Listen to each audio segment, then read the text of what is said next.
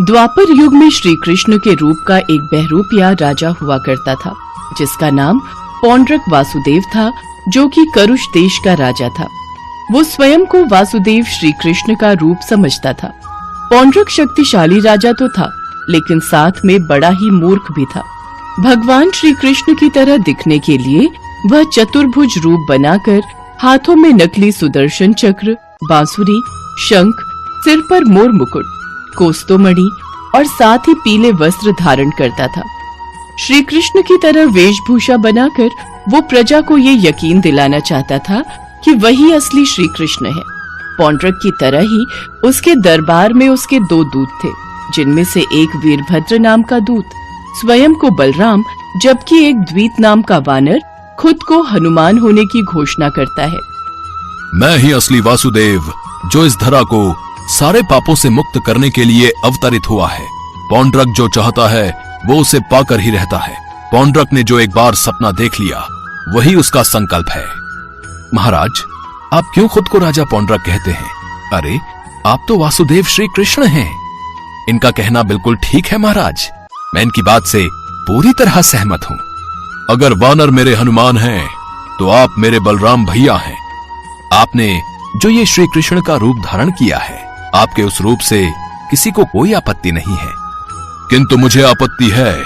वो ग्वाला श्री कृष्ण मेरी ही भांति मोर पंख, बांसुरी और चक्र पकड़े हुए रहता है, जो कि हमें कतई भी बर्दाश्त नहीं। ये तो सरासर आपका अपमान है महाराज। मेरी बात मानिए तो आप उस ग्वाले को चेतावनी भिजवा ही दीजिए। तुम्हारा कहना बिल्कुल सही है वानर, मैं आज ही उस ग्वाले को अपने दूत के हवाले संदेश भिजवा देता हूँ। फिर राजा पौंड्रक ने अपने एक दूत को श्री कृष्ण के पास द्वारका भेजा। द्वारका पहुँचते पहुँचते उसे काफी देर हो गई। द्वारका पहुँचते ही श्री कृष्ण ने उस दूत को बड़े आदर सत्कार के साथ अतिथि गृह में ठहराया। फिर अगली सुबह उसे संदेश देने के लिए राजसभा में उपस्थित किया गया। उस दूत के सभा में पहुँचते ही श्री कृष्ण ने उससे पूछा, श्री कृष्ण के दरबार में आपका स्वागत है। हे दूत, पहले ये बताइए कि आप किसका संदेश लेकर हमारे राज्य में आए हैं? हे महाराज, मैं करुष देश के राजा पौंड्रक का दूत हूँ, और उन्होंने मुझे आपके लिए एक खास संदेश देने के लिए यहाँ भेजा है। संदेशवाहक, तुम्हारे राजा का संदेश तुम निश्चिंत होकर पढ़ो।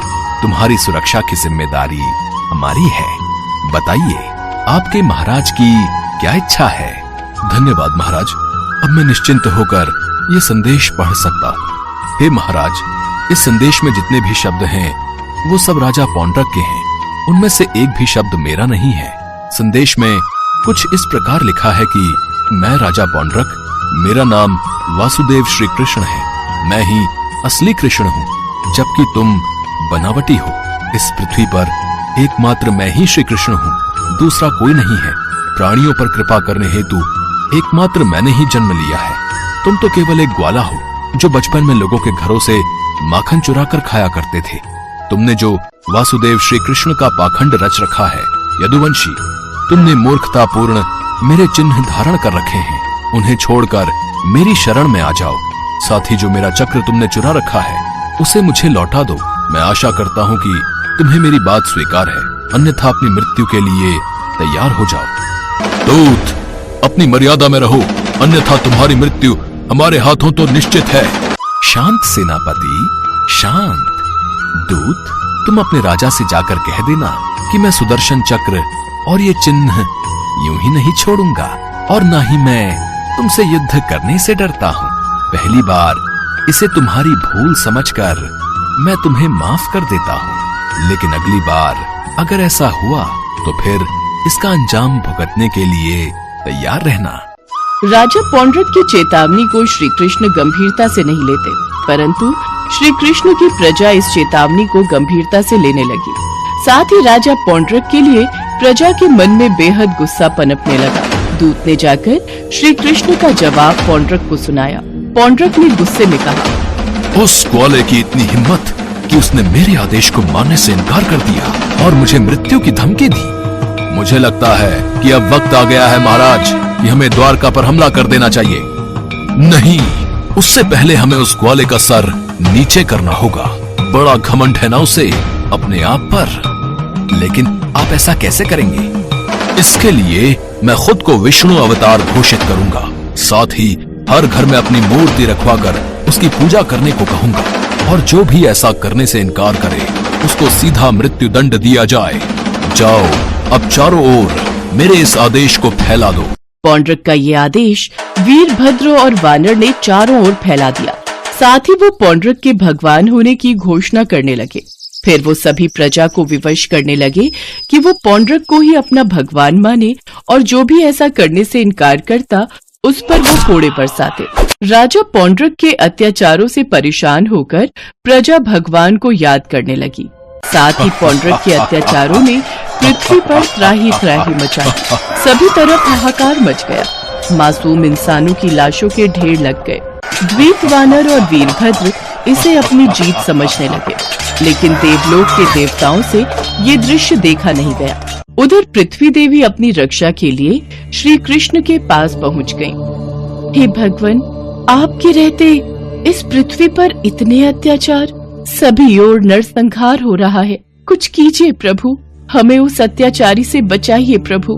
पौंड्रक और उसके सिपाहियों ने पृथ्वी लोक को नरक बना दिया है। पृथ्वी देवी, आप बिल्कुल भी मत घबराइए।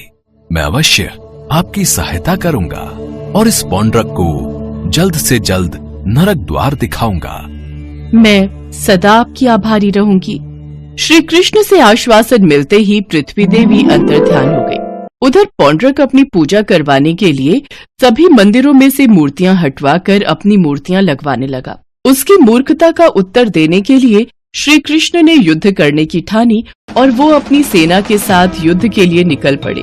वो अपनी सेना लेकर युद्ध भूमि में पहुंच गए। उधर पौंड्रक भी अपनी 3 गुना सेना लेकर युद्ध भूमि में पहुंच गया। पौंड्रक, मैं तुझे युद्ध करने की चेतावनी देता हूँ।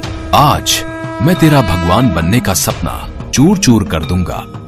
ग्वाले कृष्ण, अभी भी वक्त है। तुम मुझे अपना भगवान मान लो तो मैं तुम्हारे प्राण बख्श दूंगा। मेरा रूप चुराकर श्री कृष्ण की तरह दिखने वाले ढोंगी इंसान, अब तुम अपनी मृत्यु के लिए तैयार हो जाओ।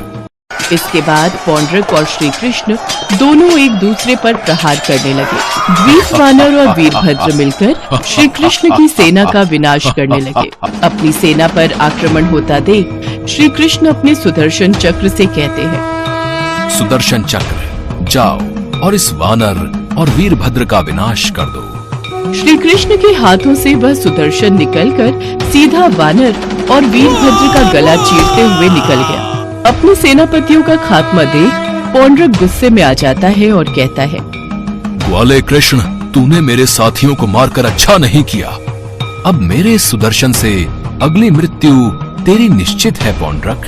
हे सुदर्शन चक्र, अब वक्त आ गया है इस नकली कृष्ण का वध करने का। जाओ और मेरे आदेश का पालन करो। सुदर्शन चक्र अपनी ओर आता देख पौंड्रक रथ से उतरकर भागने लगा। भागते हुए उसकी नकली बुझाएं टूटकर गिर जाती है। देखते ही देखते सुदर्शन चक्र पौंड्रक का वध कर देता है। देवलोक से सभी देवतागण ये नजारा देख रहे होते हैं। श्री कृष्ण की जीत पर सभी देवतागण खुश हो जाते हैं और श्री कृष्ण की जय जयकार करते हुए आसमान से उन पर फूल बरसाते हैं। उड़ीसा शहर के छोटे से गांव में माधव दास जी रहते थे। माधव दास जी अकेले रहते थे और भगवान जगन्नाथ जी के भजन किया करते थे, और वो हर रोज भगवान जगन्नाथ जी के मंदिर में दर्शन के लिए जाया करते थे। वो सिर्फ जगन्नाथ जी की भक्ति में ही मस्त रहते थे। उन्हें सांसारिक जीवन से कोई मोह माया नहीं थी। एक दिन अचानक माधव दास जी की तबीयत खराब हो गई। उन्हें उल्टी दस्त का रोग हो गया। वो बहुत ही कमजोर हो गए कि उठने बैठने में भी उन्हें समस्या होने लगी। माधव जी अपना कार्य स्वयं करते थे। वो किसी से मदद नहीं लेते थे। जो व्यक्ति उनकी मदद के लिए आता था उनसे कहते थे, मेरे प्रभु, मेरे जगन्नाथ जी स्वयं मेरी रक्षा करेंगे। ऐसे ही कुछ दिन और बीत जाते हैं। माधव जी की तबीयत और खराब हो जाती है। अब तो वो मलमूत्र भी बिस्तर पर त्याग देते थे, परंतु उन्होंने अपनी भक्ति और आस्था जगन्नाथ जी पर से नहीं छोड़ी। इतना बीमार होने के बाद भी वो नियम से जगन्नाथ जी की आराधना किया करते थे। यही दूसरी ओर जगन्नाथ जी अपने भक्त की उन पर आस्था देखकर अत्यंत खुश थे। तभी बलदेव जी जगन्नाथ जी से कहते हैं, हे प्रभु, आपका प्रिय भक्त इतना कष्ट में है, आप उसे दूर क्यों नहीं करते? उसके पूर्व जन्म के कष्ट हैं जो उसे भोगने ही होंगे, पर उसने मेरी इतनी भक्ति की है, इस कारण मैं पृथ्वी लोक पर जाकर उसकी देखभाल करूंगा।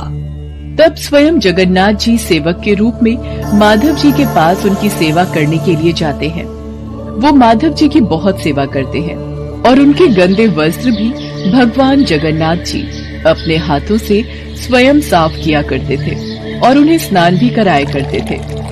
भगवान जगन्नाथ जी की सेवा से जब माधव दास जी स्वस्थ हुए और उन्हें होश आया, तब भगवान जगन्नाथ जी को उनकी सेवा करते देख वो तुरंत पहचान गए, ये मेरे प्रभु ही हैं।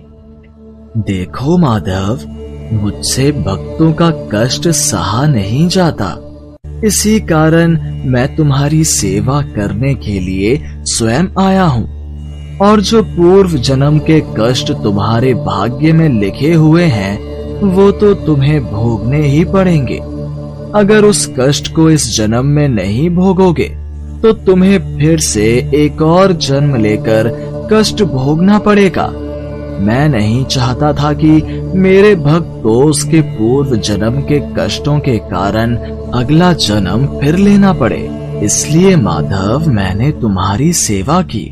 अगर फिर भी तुम कह रहे हो तो मैं अपने भक्त की बात नहीं टाल सकता। अब भी तुम्हारा ये रोग 15 दिन का और शेष है, इसलिए वो 15 दिन का रोग वो मैं ले लेता हूँ। 15 दिन का वो रोग जगन्नाथ प्रभु ने माधव दास से ले लिया। तब से भगवान जगन्नाथ जी 15 दिन के लिए बीमार रहते हैं। तब से आज तक हर वर्ष से यही चलता आ रहा है। ज्येष्ठ पूर्णिमा को भगवान जगन्नाथ जी को ठंडे जल से स्नान कराया जाता है। इस स्नान के बाद भगवान को बुखार आ जाता है। 15 दिनों तक भगवान जगन्नाथ जी को एकांत में एक विशेष कक्ष में रखा जाता है, जहाँ केवल उनके वेधा और निजी सेवक ही उनके दर्शन कर सकते हैं। इस दौरान भगवान जगन्नाथ जी को फल के रस, औषधि एवं दलिये का भोग लगाया जाता है और रोग मुक्त करने के लिए उन्हें काढ़ा भी पिलाया जाता है। भगवान के स्वस्थ होने पर अपने भक्तों से मिलने रथ पर सवार होकर निकलते हैं, जिसे रथ यात्रा कहा जाता है। इस रथ यात्रा में भगवान जगन्नाथ जी के साथ साथ उनके भाई और बहन भगवान बलदेव और देवी सुभद्रा की भी रथ यात्रा निकलती है। रथ यात्रा प्रतिवर्ष आषाढ़ मास की शुक्ल पक्ष की द्वितीय तिथि को निकलती है।